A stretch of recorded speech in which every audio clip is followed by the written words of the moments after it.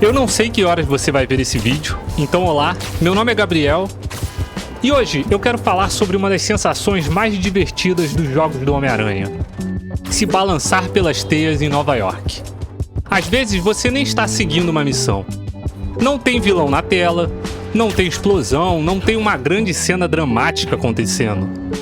Você só pula de um prédio, lança a teia, passa por cima dos carros, ganha impulso e continua. E isso já basta, porque em Spider-Man 2, atravessar a cidade não é só um jeito de chegar até o próximo objetivo.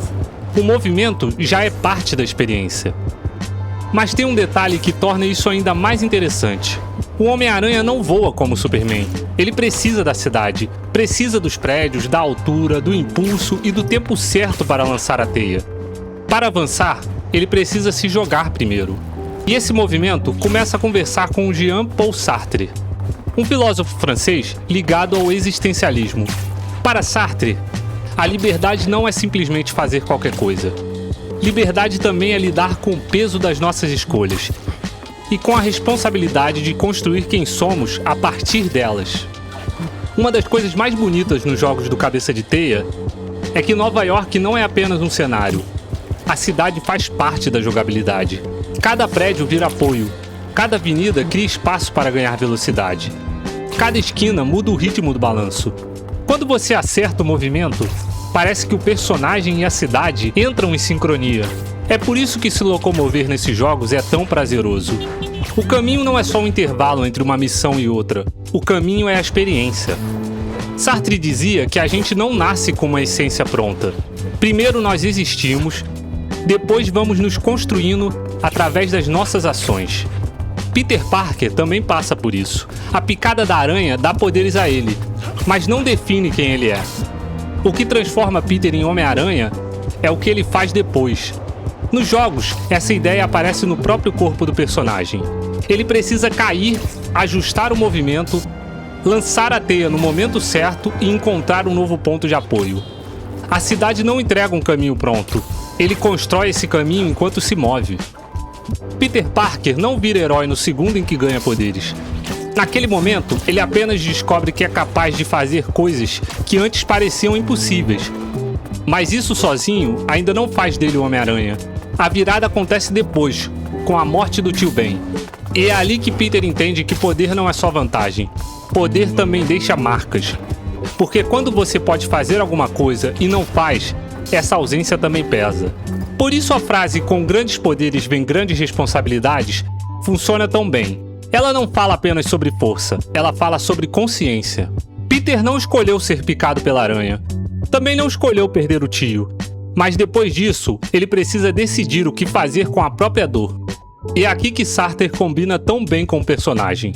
Nós não somos definidos apenas pelo que acontece com a gente, mas também pela forma como respondemos a isso.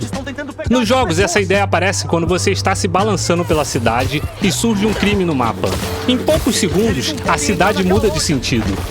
Ela deixa de ser só um espaço bonito e volta a ser uma cidade cheia de pessoas precisando de ajuda. Sartre também falava sobre a má-fé. De forma simples, é quando alguém tenta fugir da própria liberdade usando desculpas para não agir.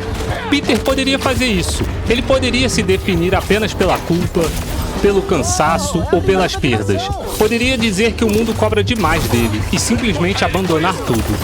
Mas a máscara do Homem-Aranha não funciona como uma fuga. Ela não apaga o Peter. Pelo contrário, ela mostra quem ele tenta ser apesar de tudo.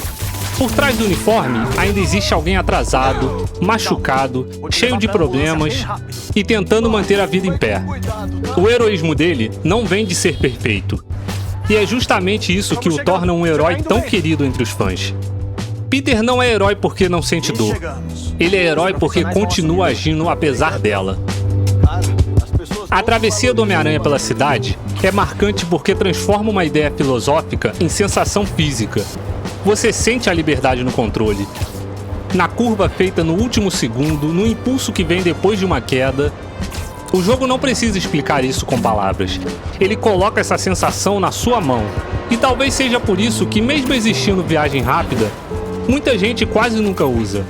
Porque em Homem-Aranha, atravessar a cidade não é perda de tempo.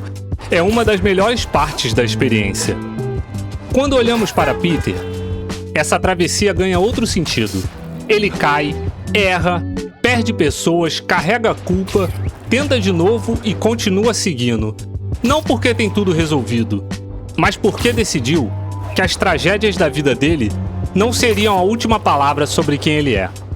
Por isso, atravessar a cidade se pendurando nos prédios não é só um atalho até a próxima missão. A cidade passa rápido, o chão fica distante, a teia vem no último segundo e por alguns minutos a gente não está pensando em mapa, objetivo ou recompensa. O Homem-Aranha não precisa estar sempre no meio de uma grande batalha para ser interessante.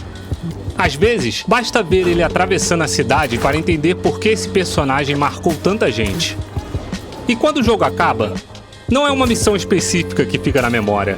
É aquela vontade de apertar o botão mais uma vez, pular de um prédio alto e deixar a cidade carregar a gente de novo.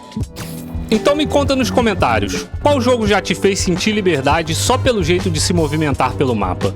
Se você gostou desse vídeo, deixa o like, se inscreva no canal e continue acompanhando os vídeos para mais reflexões sobre jogos, filosofia e as histórias que ficam com a gente depois que a tela apaga. Muito obrigado por assistir e até a próxima!